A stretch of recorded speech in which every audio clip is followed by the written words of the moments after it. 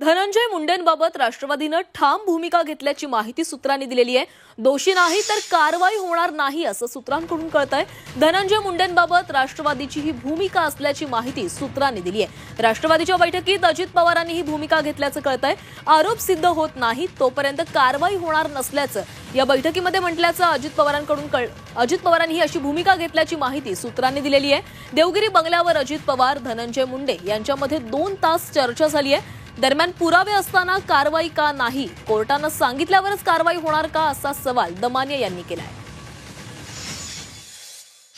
इतके ठोस पुरावे आहेत की ते ओपन अँड शट केसेस आहेत। म्हणजे कोणी 1 मिनिट जरी त्या पुराव्यांकडे बघितलं ना, चौकशी सोडा, चौकशी करण्याची गरजच नाही। इतके ओपन अँड शट पुरावे असताना कारवाई होताना दिसत नाहीये। त्यामुळे जोपर्यंत आपण भाजपबरोबर आहोत, आपले कुठलेच पुरावे सिद्ध होणार नाहीत याची आता त्यांना खात्री आहे, कारण यंत्रणा आपल्या विरुद्ध जाणारच नाहीत जोपर्यंत आपण भाजपबरोबर आहोत।